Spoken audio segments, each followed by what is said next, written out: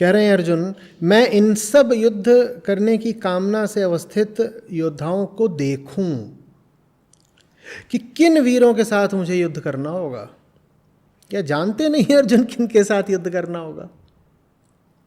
अचानक नींद से जग करके स्वयं को युद्ध स्थल पर पा रहे हैं? नहीं, यहां देखने का अर्थ गहरा है। मैं उनको समझूं। मैं उनको क्या समझूं? मैं अपनी स्थिति को समझूं। मैं किसके विरुद्ध खड़ा हूं?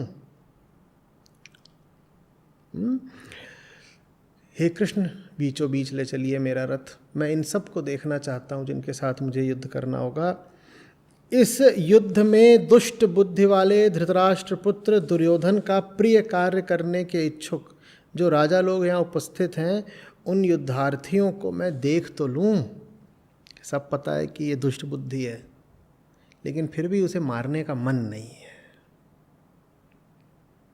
क्षमा, उदारता,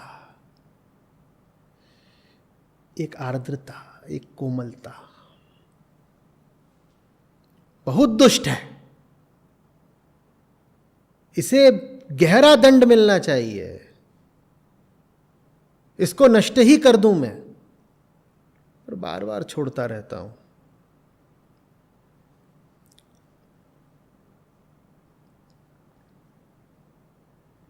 ये पहली बार नहीं हो रहा है कि दुर्योधन को छोड़ देने की बात। पहले भी कम से कम 2 अवसरों पर अर्जुन ने कौरवों को क्षमादान दिया।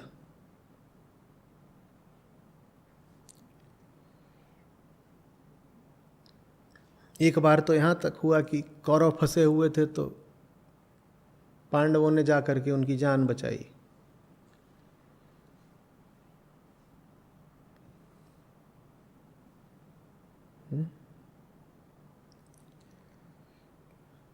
ऐसा आप तभी कर सकते हो जब आपके लिए बदले, प्रतिशोध से ऊपर कुछ हो। और बस इसी बात का कृष्ण को आसरा है। वो कह रहे हैं आम आदमी के लिए ये सब चीज़ें बहुत बड़ी होती हैं, जैसे पशुओं के लिए ये सब बहुत बड़ी बातें होती हैं। स्वार्थ, सत्ता, सुख, प्रतिशोध, ये सब पशुओं के लिए बड़ी बातें होती हैं। कोई ऐसा मिला है जिसके लिए प्रतिशोध से बड़ा कुछ है। ये व्यक्ति थोड़ी संभावना दिखा रहा है, इसके साथ कुछ आशा बंध रही है कि फिर जो सबसे बड़ा है ये उस तक भी पहुंच सकता है। कम से कम ये ज़मीन से थोड़ा तो उठा। आप ज़मीन पर बीज डाल दें बहुत सारे, और वो बीज ऐसे वृक्ष के हैं जो न जाने कितने मीटर ऊपर जाता है, 10 मीटर, 20 मीटर।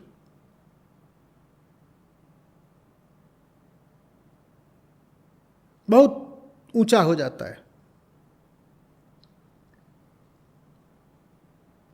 और उनमें से किसी बीज से बस कुछ सेंटीमीटर का एक अंकुर आपको फूटता दिखाई दे, 1 सेंटीमीटर का, तो यही क्या बहुत बड़ी आशा की बात नहीं है? अगर 1 सेंटीमीटर भी वो ज़मीन से ऊपर उठाया तो 10 मीटर भी ऊपर जा सकता है। 10 मीटर की तुलना में वो कहीं पर भी नहीं है। जीवन मुक्त की तुलना में अर्जुन का आध्यात्मिक स्तर कुछ भी नहीं अभी, लेकिन अर्जुन ने एक संभावना दर्शा दी है। भूमि के स्तर से थोड़ा ऊपर उठाए हैं अर्जुन, आम मन और आम जीवन के स्तर से थोड़ा ऊपर उठे हैं अर्जुन। तो कृष्ण कह रहे हैं अगर ये इतना ऊपर उठ सकते हैं तो पूरा भी ऊपर उठ सकते हैं। आप थोड़ा सा तो ऊपर उठिए, फिर कृष्ण का हाथ मिलेगा।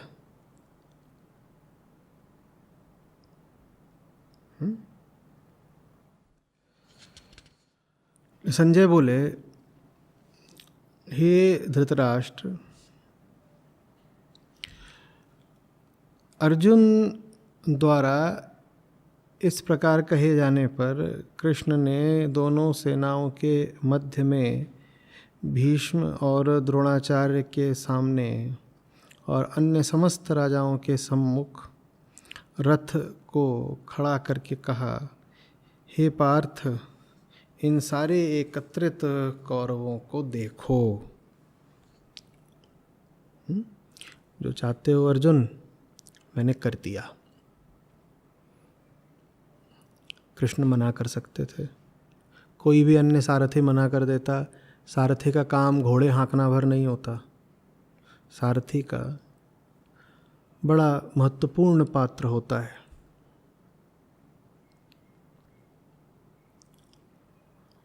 सारथी लगातार सलाह देता चलता है। सारथी को बात करने का, राय देने का परंपरागत अधिकार होता था। कर्ण की हार में शल्य का कोई छोटा मोटा योगदान नहीं था। कहने वालों ने कहा है कि कर्ण और अर्जुन में अंतर शल्य और कृष्ण का था, अन्यथा दोनों में कोई विशेष अंतर नहीं था। कृष्ण ने मना नहीं करा। अर्जुन को खतरा भी हो सकता था। दुर्योधन की छवि कोई धार्मिक व्यक्ति की तो है नहीं। कुख्यात है दुर्योधन धार्मिकता और नैतिकता को अपने स्वार्थ तले पद दलित कर देने के लिए।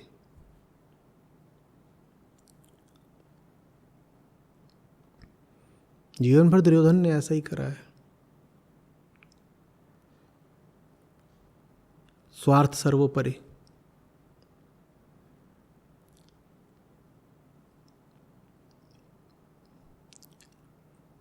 शंखनाद हो चुका है, तलवारें म्यान से बाहर आ चुकी हैं और तीर तरकश से अपनी सेनाओं की सुरक्षा त्याग करके अर्जुन कह रहे हैं बीच में ले चलो। कृष्ण मना नहीं भी करते तो भी राय प्रकट कर सकते थे कि खतरा है इसमें, सोच समझ के बीच में जाओ पार्थ। जैसा तुम कह रहे हो दुर्योधन दुष्ट बुद्धि है,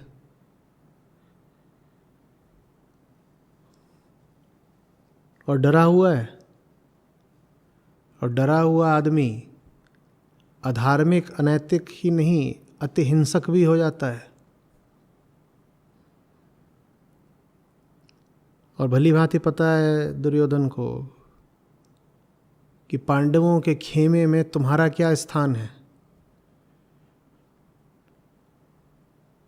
तुमको गिराते ही दुर्योधन को लगेगा कि आधा युद्ध जीत गया। ये जो तुम कर रहे हो इस पर पुनर्विचार करो। ऐसा कुछ नहीं कहते कृष्ण, क्योंकि अर्जुन के ऊपर आते खतरे से कहीं ज्यादा महत्वपूर्ण और सुंदर कुछ और आने को है। उस सौंदर्य और सत्य के लिए यह खतरा झेला जा सकता है। मृत्यु तो सभी को आनी है, और कृष्ण कहते हैं जो मर सकता है उसको मरा ही जानो, और जो अमर है उसको मारेगा कौन। तो जो मर सकता है उसको बचाने की खातिर कृष्ण उसे दांव पर नहीं लगाएंगे जो अमरता का वाहक है। श्रीमद् भगवद गीता। कुछ बहुत सुंदर बहुत अद्भुत होने जा रहा है, कृष्ण उसको बाधित नहीं करेंगे। कृष्ण तो सहयोग देंगे। अर्जुन कहते हैं बीचों बीच चलिए, कृष्ण कहते हैं ठीक, चलते हैं। जो तुम्हारे साथ हो रहा है अर्जुन, वो इतना विराट है और इतना अमूल्य है कि उसके लिए प्राणों का भी मूल्य यदि चुकाना पड़े तो बात छोटी है। आओ चलो चलते हैं।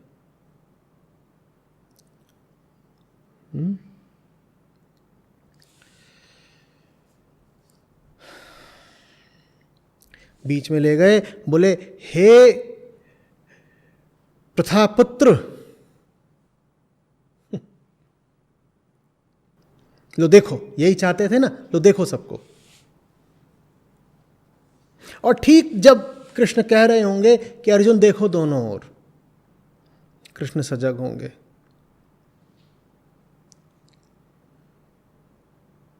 कहीं से प्रत्यंचा के कसने की सूक्ष्म ध्वनि तो सुनाई नहीं दे रही।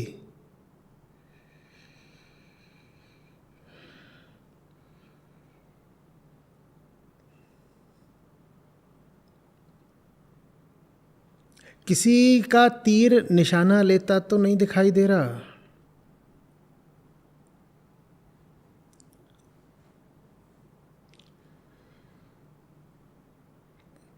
पार ब्रह्म हैं पर अभी तो मनुष्य हैं।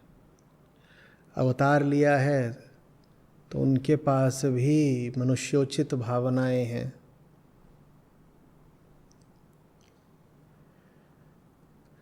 एक आंख से देख रहे होंगे, किसी का भाला, किसी की तलवार तैयार तो नहीं हो रही। अर्जुन अभी भाव में है, अर्जुन अभी तैयार नहीं, अर्जुन अभी असुरक्षित है। इस पल कोई घात करता है तो अनर्थ हो सकता है। धर्म और नियम तो यही कहते हैं कि घात होना नहीं चाहिए, पर धर्म और नियम पर ही यदि चले होते तो ये युद्ध क्यों खड़ा होता। यदि इस युद्ध की स्थिति बन सकती है तो अपघात माने धोखे की भी स्थिति बन सकती है। कुछ भी हो सकता है, पर जो कुछ भी हो सकता है उसका सामना करना ही उचित है। अर्जुन के यदि प्राण भी चले जाएं तो भी वो छोटी बात है उस घटना के सामने जो अब संभावित रूप से घटने वाली है।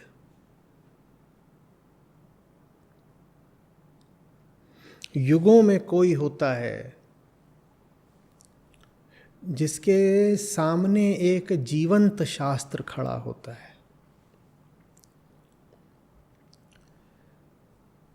शास्त्र एक बार उतर आया, उसके बाद तो वो पुस्तकबद्ध हो जाता है, फिर तो कोई भी उस पर हाथ रख सकता है। पर महत घटना तब खड़ी होती है जब शास्त्र का जन्म ही होता है, जब शास्त्र का मौलिक अवतरण होता है। और ऐसी घटना युगों कल्पों में एक बार घटती है कि जब शिष्य ऐसी स्थिति में पहुंच गया हो कि गुरु उसको बैठा करके आमने सामने मौलिक ज्ञान दे। वैसी घटना घटने आ रही है। कृष्ण उस घटना को बाधित नहीं होने देंगे।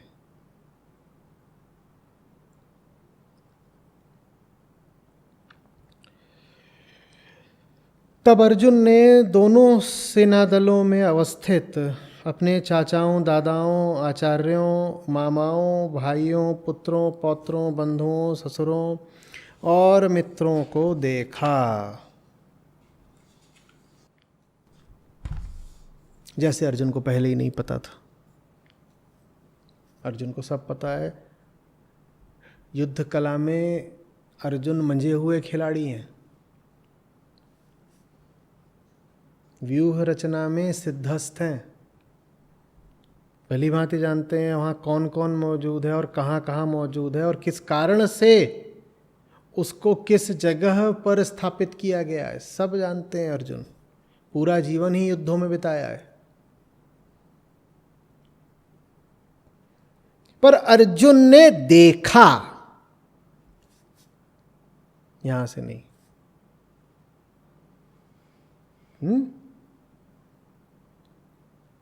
दर्शन, जानना, समझना।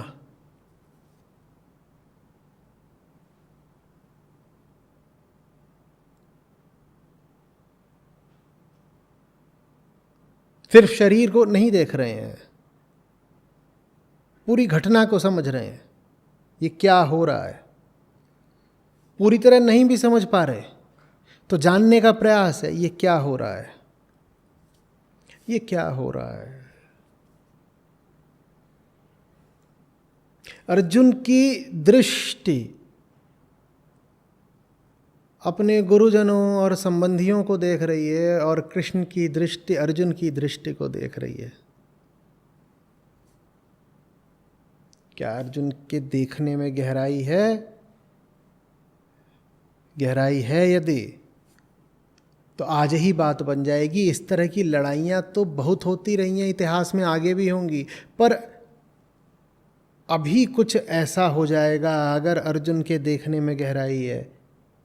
जो बात इतिहास की नहीं है, जो बात समय के पार की है।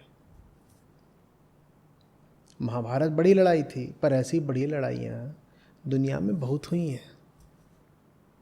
महाभारत के पहले भी, महाभारत के बाद भी, भारत के भीतर भी, भारत के बाहर भी। इंसान का काम है लड़ना, हम तो लड़ते ही रहे हैं। गीता बार बार नहीं आई है।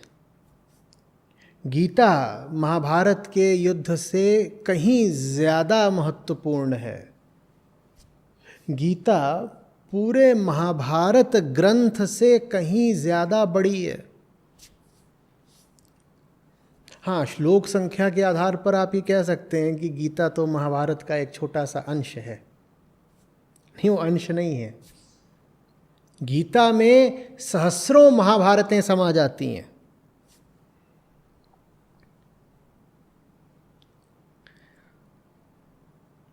समझ में आ रही है बात? स्थूल दृष्टि श्लोकों की संख्या गिनती है, सूक्ष्म दृष्टि श्लोकों का महत्व देखती है।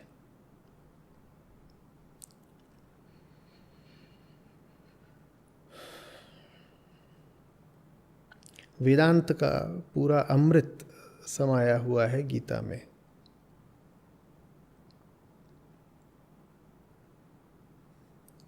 इतनी बड़ी है गीता।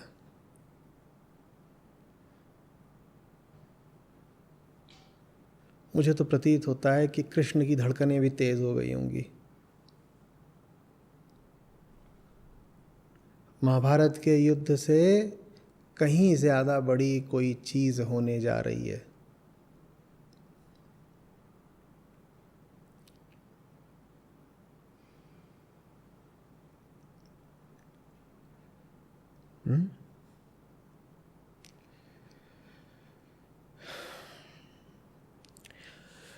अर्जुन कहते हैं, हे कृष्ण, इन युद्धाभिलाषी अवस्थित स्वजनों को देखकर मेरे सारे अंग शिथिल हो रहे हैं, मुख सूख रहा है, शरीर में कंपन और रोमांच हो रहे हैं, हाथ से गांडीव धनुष गिर रहा है, अंग जल रहे हैं।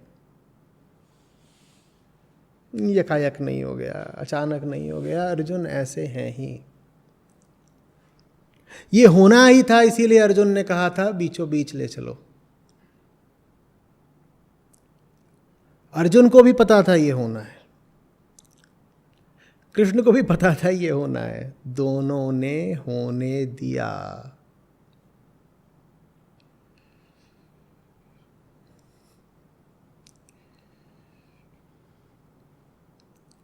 ऐसी आफतों, ऐसी आपदाओं का स्वागत करते हैं। पता है दिक्कत खड़ी होने जा रही है, होने दो। पता है अब फंसेंगे, फंसने दो। पता है वहां पहुंच गए अगर तो मुंह सूखेगा ही सूखेगा, धनुष छूटेगा ही छूटेगा, छूटने दो। कुछ भी हो जाए वो होना जरूरी है।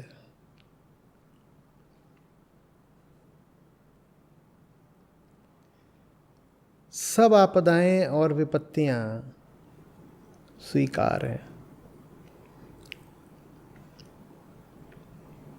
दिख भी रहा हो कि आ रही हैं तो भी उन्हें रोक मत देना।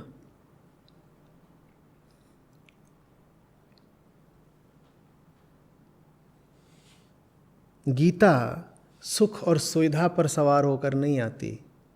आपके जीवन में गीता जब भी आएगी, विपत्तियों, आपदाओं, युद्ध, संघर्ष,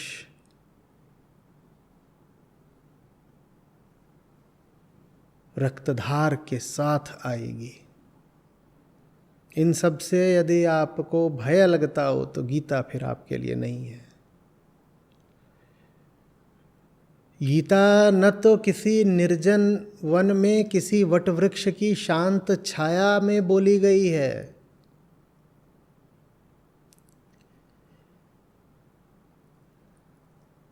न किसी राजमहल में सब सुख सुविधाओं के मध्य उतरी है।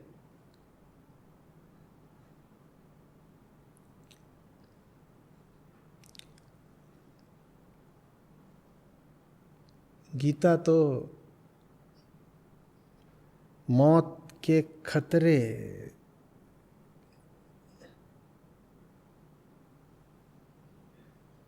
युद्ध के तुमुल नाद,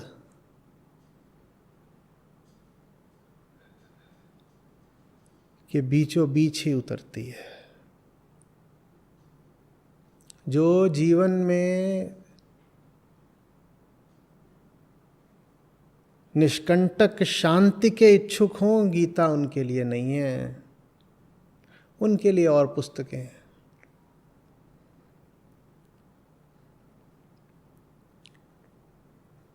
किसी आश्रम से नहीं उठी है गीता।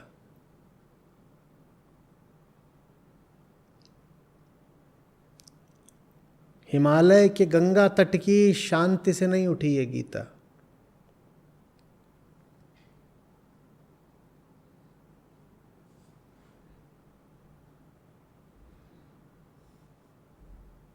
नहीं किसी बड़े राजा और उसके राजगुरु का महल की सभा में संवाद है गीता।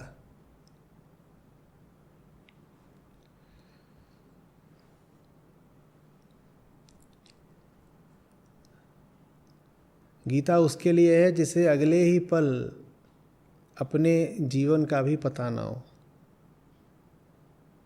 गीता उसके लिए है जिसे ये समझ ही ना आ रहा हो कि मर जाना ज्यादा बुरा है या मार देना।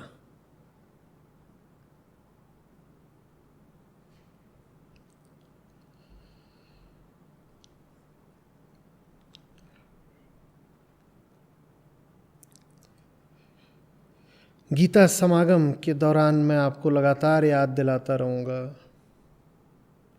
आपको गीता के योग्य बनना होगा। गीता कोई मिठाई नहीं कि जो चाहे मूल्य चुकाए और खा ले। गीता आहुति मांगती है। 2 रुपए की चीज़ नहीं है। कोई पुस्तक नहीं है कि आप बाज़ार गए, कुछ रुपए दिए और ख़रीद कर घर ले आए। ज्ञान भर नहीं है कि पढ़ लिया, स्मृतिस्थ कंठस्थ कर लिया और आप सुविज्ञ हो जाएंगे।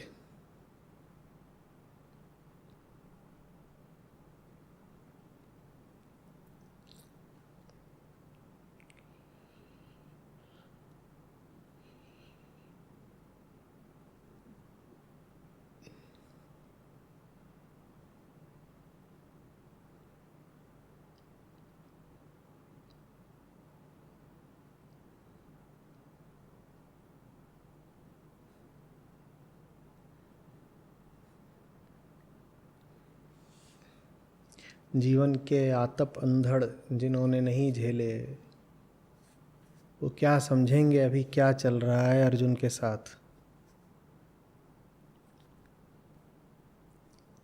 न वनवास झेला, न अज्ञातवास झेला,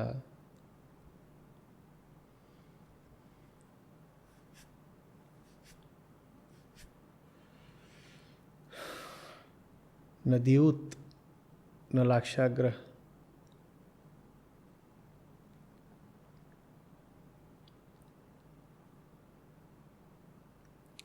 युद्धों से सदा कतराते रहे।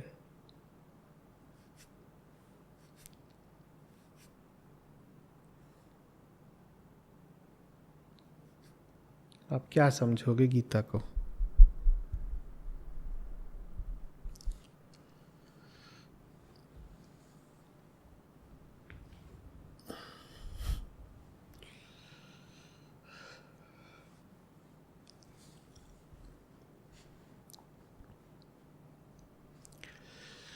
जो साधारण मानवीय कमजोरियों से ऊपर वरीयता देता हो किसी और चीज को, उसके लिए कुछ आशा है।